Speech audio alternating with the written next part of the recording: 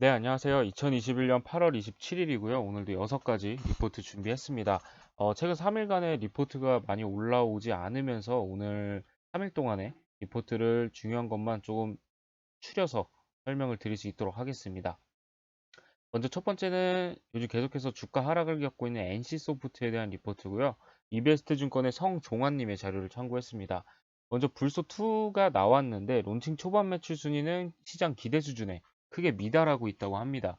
론칭 직전 시장의 기대 수준은 론칭 후에 2달 정도 하향 셋업 과정을 거친 오딘을 제치고 1위에 오른 다음 한동안 1위를 유지하면서 첫 분기 동안 일평균 매출액 30억대 중후반 을 기록할 것으로 그렇게 기대를 하고 있었는데요.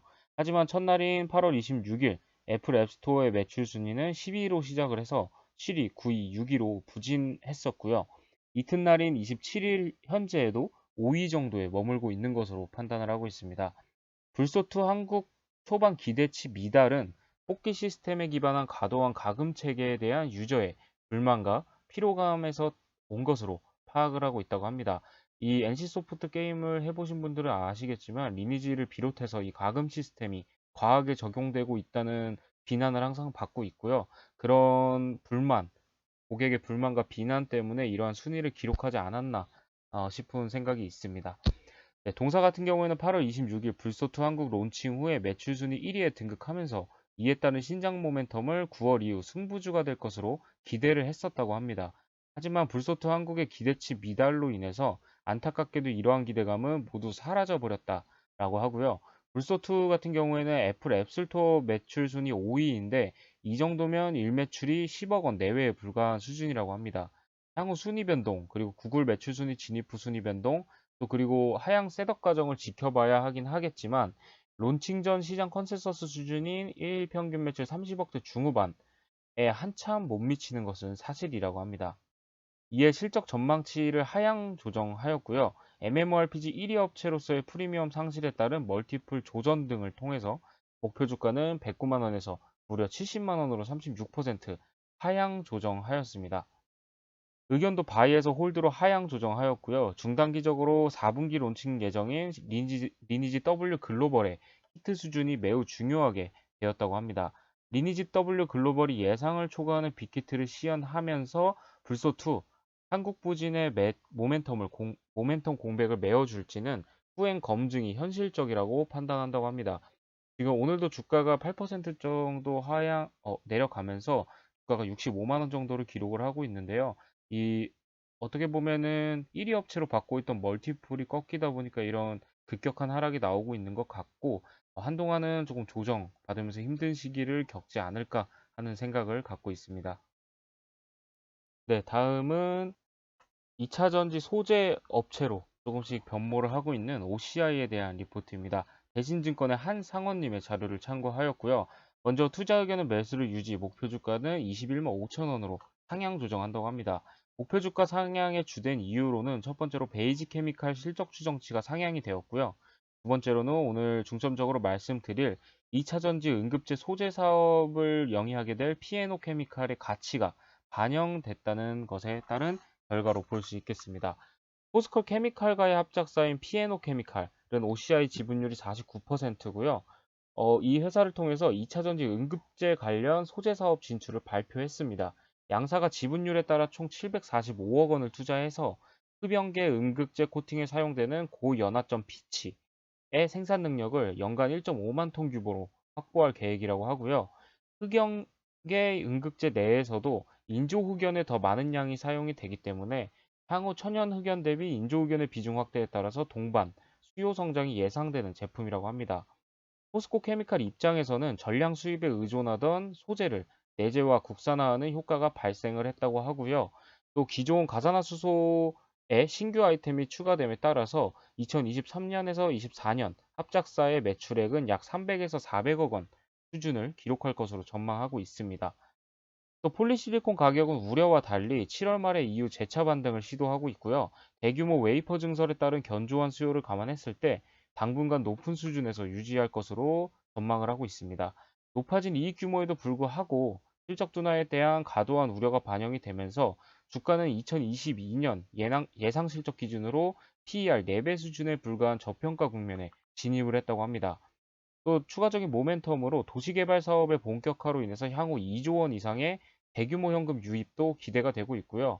이를 활용하여 신규 사업에 진출할 가능성도 높다고 판단하고 있습니다. 향후 추진될 신사업 같은 경우에는 아직 결정된 바가 없기 때문에 당장의 밸류에이션에 반영하기는 어렵지만 점차 구체화되면서 주가 리레이팅이 나타날 것으로 전망을 한다고 합니다. 네, 다음으로는 5G 관련주죠. 오이솔루션에 대한 리포트입니다. 유진투자증권의 박종선님의 자료를 참고했습니다. 제목은 3분기 비수기, 4분기 이유를 기대하자라면서 3분기는 조금 실적이 안 좋을 것을 예상을 하고 있는데요. 먼저 2분기 실적을 보면은 매출액 334억, 영업이익 44억 원으로 점차 회복세로 전환한 모습을 보이고 있습니다. 5G 제품을 포함한 와이어레스 제품이 전년 동기 대비 47% 정도 증가를 했는데요. 또한 1분기 영업이익 적자에서 2분기 흑자 전환에 성공하면서 점차 수익성도 회복되고 있다는 것은 긍정적이라고 합니다. 최근에 발표한 3분기 전망 매출액은 220억 원을 제시를 했고요. 전년 동기 대비 및 전분기 대비 크게 감소한 수치인데 이는 동사 제품의 특성상 고객의 구매가 시장 대비 선행한 것으로 파악을 하고 있습니다. 1, 2분기에 선행 구매하여서 실적이 상반기에 반영된 것으로 파악을 하고 있고요. 장비 업체가 3분기에 장착되어 공급될 것으로 예상을 하고 있습니다. 하지만 그래도 4분기 및 2022년을 기대하는 이유를 적어주셨습니다. 백신 보급과 함께 국내 및 해외 5G 투자가 진행될 것으로 예상하기 때문이라고 하는데요. 현재 해외 5G 관련 매출은 미국과 일본 위주로 발생하고 있다고 합니다. 미국 버라이즌 양 매출과 일본의 KDDI, NTD 양 매출이 증가할 것으로 전망을 하고 있고 2022년에는 삼성전자의 5G 장비 추가 수주가 글로벌로 확대될 것으로 예상이 되고 있는데 동사는 향후 실적 성장에 기여할 것으로 전망되기 때문에 긍정적이라고 합니다. 당사 추정 3분기 예상 실적은 영업이익 2억 원으로 전년 동기 대비 영업이익은 95.7% 감소하면서 약세를 보일 것으로 전망하고 있습니다. 주요 수출 지역인 미국의 코비드-19 지속과 또 국내 투자 확대 지연 등으로 인해서 3분기 실적은 부진할 것으로 예상을 하고 있습니다. 목표 주가는 기존 59,000원을 유지하고 현재 주가는 2021년 예상 실적 기준으로 28배로 평가를 받고 있고요. 국내 동종 및 유사업체의 평균 PER인 75.7배 대비 큰 폭으로 할인되어 거래 중이라고 합니다. 하반기 백신 보급 효과와 함께 국내 및 글로벌 5G 수주 확대 및 공급 본격화 기대감으로 향후 주가의 추가 하락은 제한적으로 보고 있고 추가 상승이 가능할 것으로 판단하고 있습니다. 네, 다음은 2차 전지 장비 사업을 영위하고 있는 하나기술에 대한 리포트입니다. 유진투자증권의 박종선님의 자료를 참고했고요. 최근 발표한 상반기 실적은 매출액 283억 원, 영업손실 49억 원을 달성했습니다. 지난해 상반기 실적 대비 매출액은 크게 감소했고 영업이익은 적자로 전환이 되었는데요. 매출액 부진 요인은 이 코로나 상황 지속으로 납기일 연기로 인한 매출액 지연이 발생했기 때문이라고 합니다. 또한 매출 지연에도 불구하고 원재료 비중의 증가, 또 물류 비용의 증가, 또 신규 수주 확대를 대비한 인원 확충 등으로 인해서 고정비가 증가했기 때문이라고 합니다. 2021년 6월 말 현재 수주 잔고는 904억 원을 기록을 하고 있고요. 하반기 1000억 원대 추가 수주가 예상되고 있기 때문에 연간 2000억 원 수준의 사상 최대 수주가 예상된다고 합니다. 특히 긍정적인 것은 국내 배터리 3사 중심에서 신규 고객사로 다변화가 진행되고 있다는 점인데요. 현재 신규 고객 매출 비중이 4.6%에서 연말에 15.2%까지도 확대가 가능할 것으로 예상하고 있습니다. 또 하나의 모멘텀으로 폐배터리 관련이 있습니다. 정부의 폐배터리 관련 정책에 따라서 내년부터 환경공단 관할 4개 권역별로 반납센터를 설치할 예정이라고 합니다. 이와는 별도로 국내 2개 기업과 폐배터리 사업을 진행 중이고요. 올해는 10억에서 20억 원 수준의 매출이 예상이 되지만 내년부터는 수백억 원대의 공급을 예상하고 있습니다. 당사 추정 2021년 예상 실적은 매출액 1,355억 원, 영업이익은 172억 원을 전망하고 있습니다. 현재 주가는 21년 예상 실적 기준 PER 30.8배로 국내 동전업체 평균인 PER 18.1배 대비해서는 할증되어 거래 중인 점 투자에 참고해 주시기 바랍니다.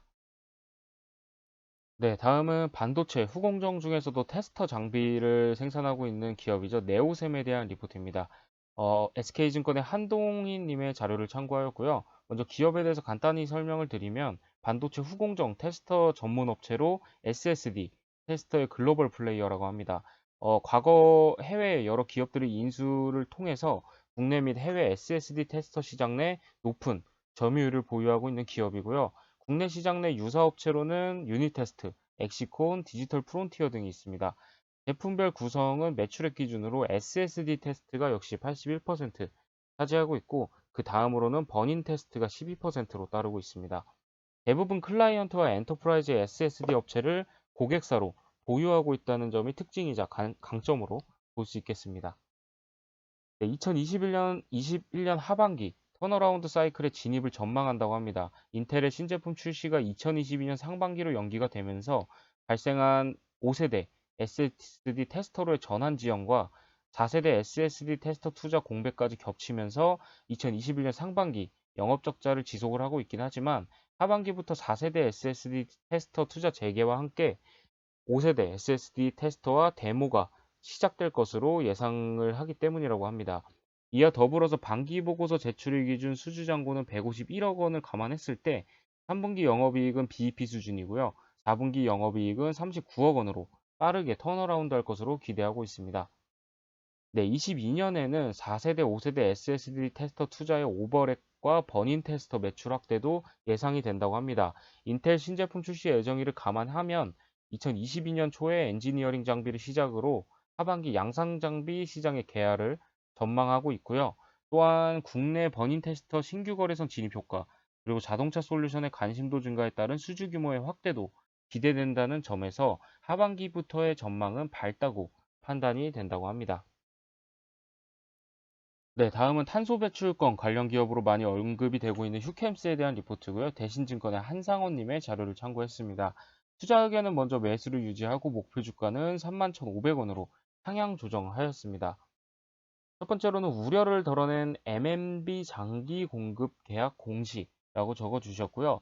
2024년부터 15년 동안 총 3.7조 원 규모로 연평균 매출액 2.5천억 원에 해당하는 계약을 체결을 했습니다. 물량 기준으로 연간 37만 톤으로 17만 톤은 기존 계약의 연장으로 들어가고요. 20만 톤이 신규 계약으로 체결이 되었습니다. 하나솔루션의 DNT, 이 DNT 같은 경우에는 휴캠스에서 독점으로 생산을 하고 공급을 하고 있었는데, 이 하나솔루션에서 DNT를 자체 생산 계획을 한다는 발표가 있고 나서 우려가 확대되면서 지난 3월 말 정도에 주가가 13% 정도 떨어진 적이 있었는데요. 이번 MNB 신규 계약을 통해서 이런 부정적인 효과를 상쇄하면서 만회할 가능성이 생겼다라고 보고 있습니다. 또 다른 좋은 소식으로는 탄소 배출권 가격이 상승했다는 점이 있습니다. 2차 계획 기간인 2018년 20년간의 정산이 6월에 종료됨에 따라서 KAU20의 거래량은 7월부터 크게 감소했습니다. 8월 10일부터는 거래가 종료되면서 KAU21의 신규 거래가 본격화될 것으로 보고 있고요. 8월 들어서 KAU21의 거래량 증가와 함께 가격 역시 상승세라고 합니다. 11일에는 상한가 플러스 10%를 기록을 했고요. 현재는 톤당 3만 원에까지 상승을 한 점을 볼 수 있겠습니다. 7월 평균이 2만 원 내외였던 점을 참고를 해봤을 때 조금 많이 상승한 것으로 파악을 할 수 있겠습니다. 3차 계획 기간의 본격적인 시작으로 배출권 가격의 추가적인 상승이 기대가 되고 있고요. 참고로 유럽의 배출권 가격은 현재 톤당 7.5만 원 전후로 한국 대비 2배 이상이라는 점 참고해 주시면 좋을 것 같습니다. 네, 그럼에도 불구하고 3분기 영업이익은 226억으로 분기 대비 17% 하락을 하고요. 컨센서스 대비해도 하회할 전망이라고 합니다. 최근 배출권 가격이 반등하기 시작하기는 했지만 여전히 기대보다 낮은 수준으로 판매가 되고 있고요. 또 TDI 스프레이드 약세로 인해서 DNT의 수익성 역시 전분기 대비 둔화될 것으로 예상되기 때문이라고 하네요. 네, 오늘 준비한 리포트는 여기까지고요. 다음 주 월요일에도 좋은 리포트로 인사드릴 수 있도록 하겠습니다. 감사합니다.